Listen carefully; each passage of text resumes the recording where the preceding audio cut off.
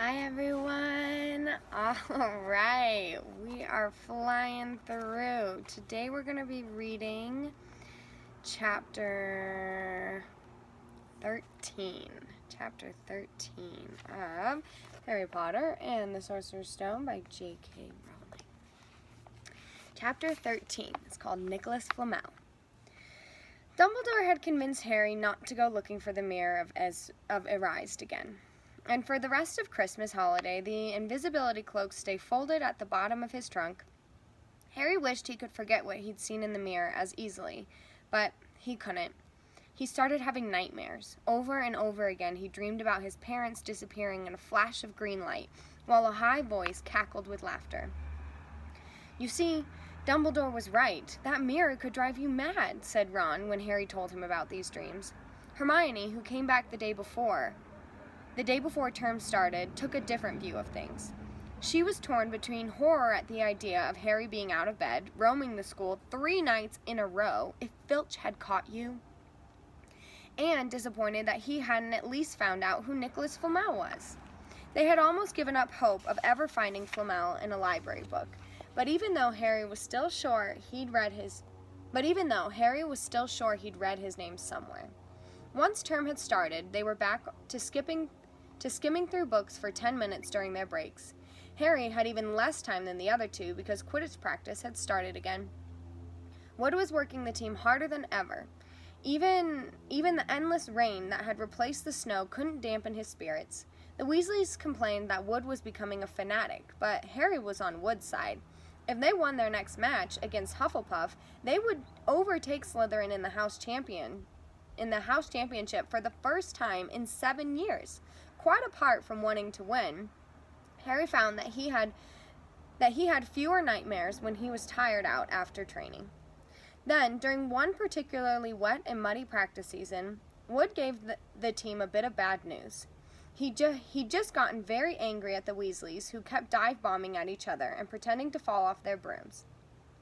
"Will you stop messing around?" he yelled. "That's exactly the sort of thing that'll lose us the match. Snape's refereeing this time, and he'll be looking for any excuse to knock points off Gryffindor." George Weasley really did fall off his broom at these words. "Snape's refereeing?" he sputtered through a mouthful of mud. "When's he ever refereed a Quidditch match? He's not going to be fair if we might overtake Slytherin." The rest of the team landed next to George to complain too. "It's not my fault," said Wood. "We've just got to make sure we play a clean game, so Snape hasn't got an excuse to pick on us." Which was all very well, thought Harry, but he had another reason for not wanting Snape near him while he was playing Quidditch. The rest of the team hung back to talk to one another as usual at the end of practice, but Harry headed straight back to Gryffindor Common Room, where he found Ron and Hermione playing chess. Chess was the only thing Hermione ever lost at, something Harry and Ron thought was very good for her.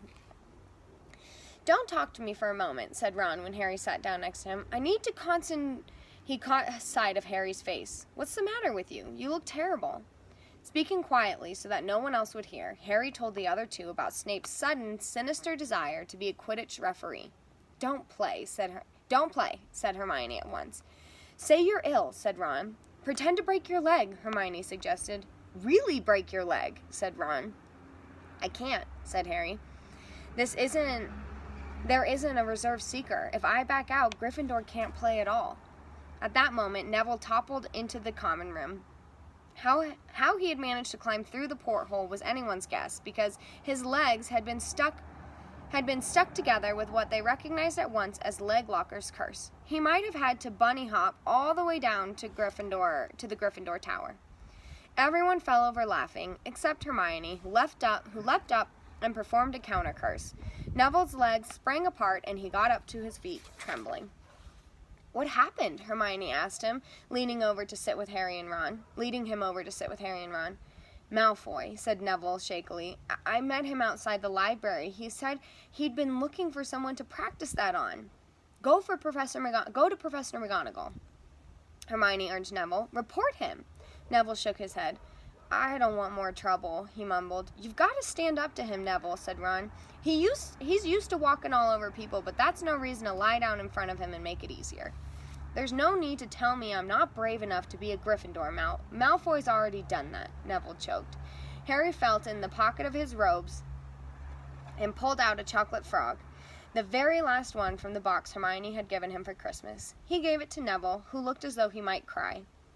You're worth 12 of Malfoy, Harry said. The Sorting Hat chose you for Gryffindor, didn't he? And where's Malfoy? In stinking Slytherin. Neville's lips twitched up in a weak smile, and he unwrapped the frog. Thanks, Harry. I think I'll go to bed. Do you want a card? You collect them, don't you? As Neville walked away, Harry looked at the famous wizard's card. Dumbledore again, he said. He was the first one I ever... He gasped. He stared at the back of the card, then looked up at Ron and Hermione. I found him, he whispered. I found Flamel. I told you I'd read the name somewhere before. I read it on the train coming here. Listen to this. Dumbledore is particularly famous for his defeat of the dark wizard Grindelwald in 1945, for the discovery of the 12 uses of dragon's blood, and his work on alchemy with his partner, Nicolas Flamel. Hermione jumped to her feet. She hadn't looked so excited since they'd gotten back the marks on their very first piece of homework. Stay there, she said, as she sprinted up the stairs to the girls' dormitories. Harry and Ron barely had time to exchange mystified looks before she was dashing back, an enormous old book in her arms.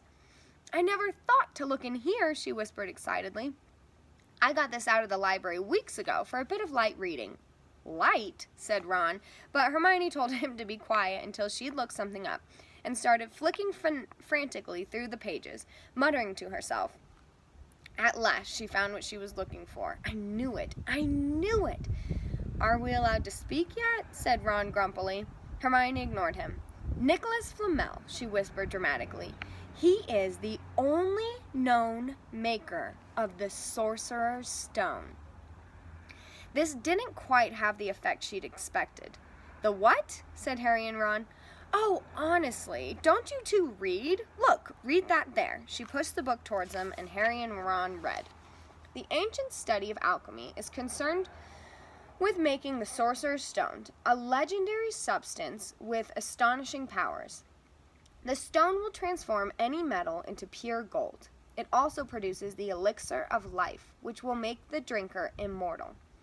There have been many reports of the Sorcerer's Stone over the centuries, but the only stone currently in existence belongs to Mr. Nicolas Flamel, the noted alchemist and opera lover. Mr. Flamel, who celebrated his 665th birthday last year, enjoys a quiet life in Devon with his wife, Pernille, 658. See, said Hermione, when Harry and Ron had finished. The dog must be guarding Flamel's Sorcerer's Stones. I bet he asked Dumbledore to keep it safe for him, because they're friends, and he knew someone was after it, and that's why he wanted the stone moved out of Gringotts. A stone that makes gold and stops you from ever dying, said Harry. No wonder Snape's after it. Anyone would want it. And no wonder we couldn't find Flamel in the study of recent developments in wizardry, said Ron. He's not exactly recent, if he's 65, is he? The next morning, in defense against the dark arts, while copying down different ways of treating werewolf bites, Harry and Ron were still discussing what they'd do with a Sorcerer's Stone if they had one. It wasn't until Ron said that he'd buy his own Quidditch team that Harry remembered about Snape and the coming match. I'm going to play, he told Ron and Hermione. If I don't, all the Slytherins will think I'm just too scared to face Snape. I'll show them. It'll really wipe the smiles off their faces if we win. Just as long as we're not wiping you off the field, said Hermione. As the match drew nearer, however, Harry became more and more nervous, whatever he told Ron and Hermione. The rest of the team wasn't too calm either. The idea of overtaking Slytherin in the House Championship was wonderful. No one had done it for 7 years, but would they be allowed to with such a biased referee? Harry didn't know whether he was imagining it or not, but he seemed to keep running into Snape wherever he went. At times, he even wondered whether Snape was following him, trying to catch him on his own. Potions lessons were turning into sort of a weekly torture. Snape was so horrible to Harry. Could Snape possibly know they'd found out about the Sorcerer's Stone? Harry didn't see how he could, yet sometimes he had the horrible feeling that Snape could read minds. Harry knew, when they wished him good luck outside the locker rooms the next afternoon, that Ron and Hermione were wondering whether they'd see him alive again. This wasn't what you'd call comforting. Harry hardly heard a word of Wood's prep talk as he pulled on his Quidditch robes and picked up his Nimbus 2000.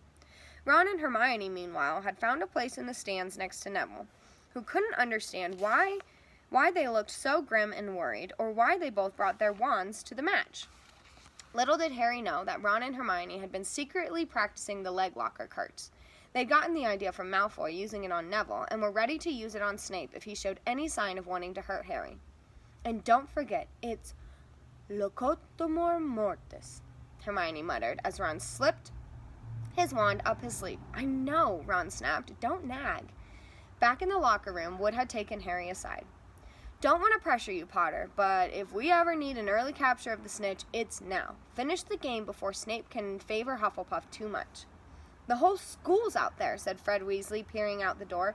Even blimey Dumbledore's come to watch. Harry's heart did a somersault. Dumbledore, he said, dashing to the door to make sure. Fred was right. There was no mistaking that silver beard. Harry could have laughed out loud with relief. He was safe. There was simply no way that Snape would dare to try and hurt him if Dumbledore was watching.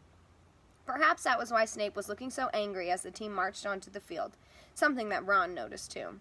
I've never seen Snape look so mean, he told Hermione. Look, they're off! Ouch! Someone had poked Ron in the back of the head. It was Malfoy. Oh, sorry, Weasley. Didn't see you there. Malfoy grinned broadly at Crabbe and Goyle. Wonder how long Potter's going to stay on his broom this time. Anyone want to bet? What about you, Weasley? Ron didn't answer.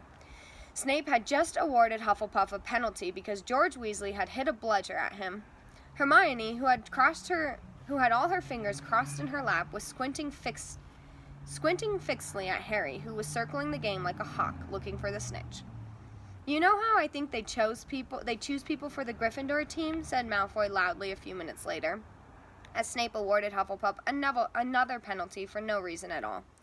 It's people they feel sorry for. See, there's Potter, who's got no parents, then there's the Weasley, who's got no money.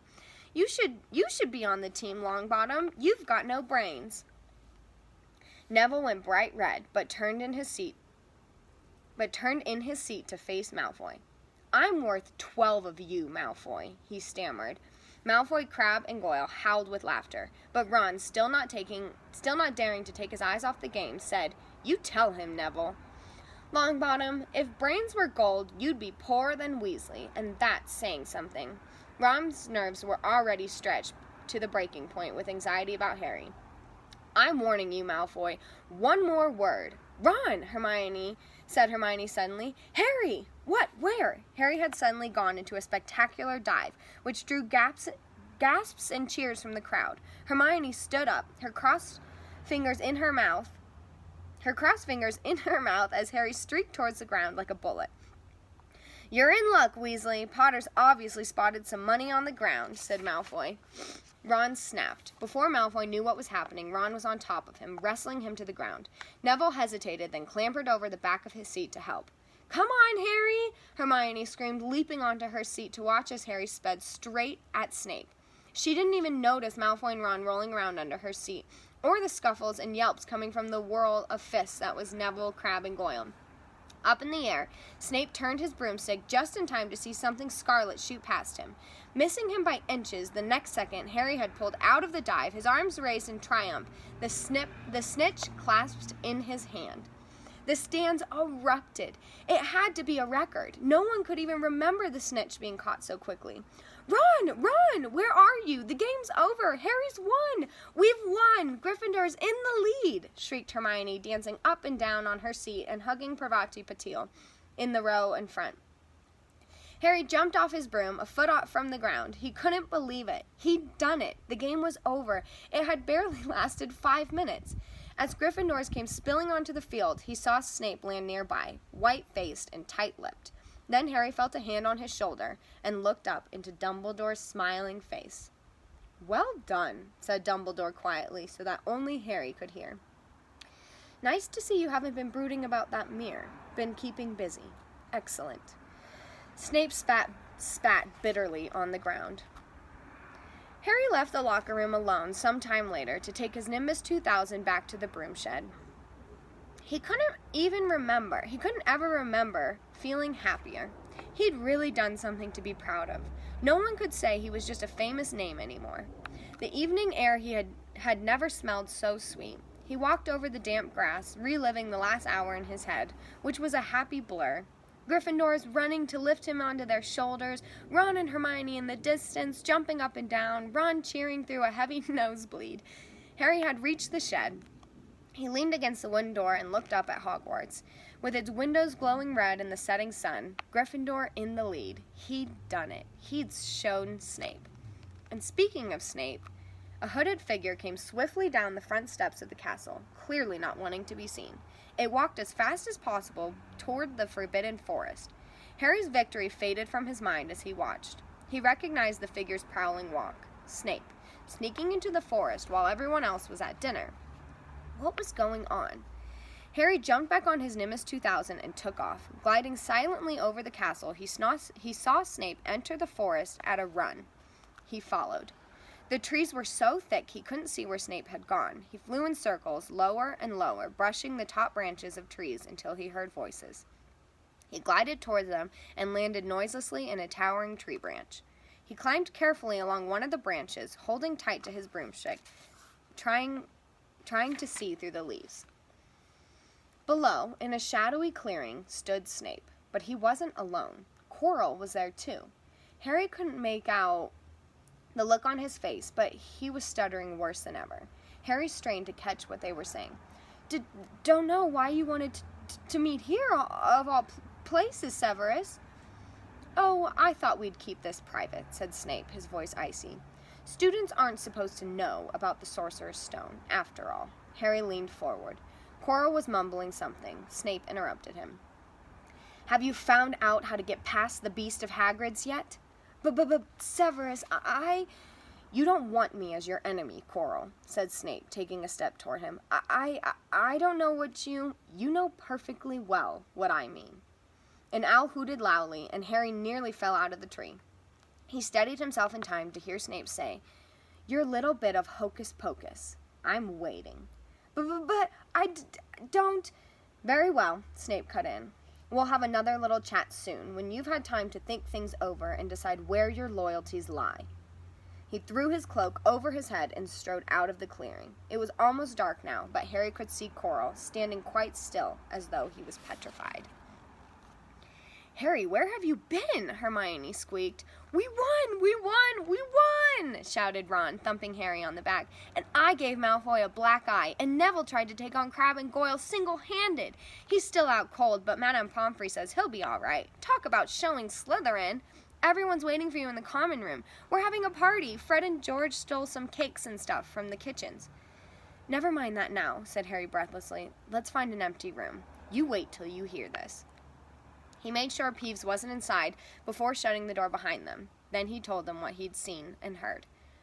So we were right. It is the Sorcerer's Stone, and Snape's trying to force Quirrell to help him get it. He asked if he knew how to get past Fluffy, and he said something about Quirrell's hocus pocus. I reckon there are other things guarding the stone apart from Fluffy. Loads of enchantments, probably, and Quirrell would have done some anti-dark spell that Snape needs to break through. So do you mean the stone's only safe as long as Quirrell stands up to Snape? Said Hermione in alarm. It'll be gone by Tuesday, said Ron. All right, you guys, that's the end of chapter 13. I hope you guys enjoyed it. I miss you and I love you.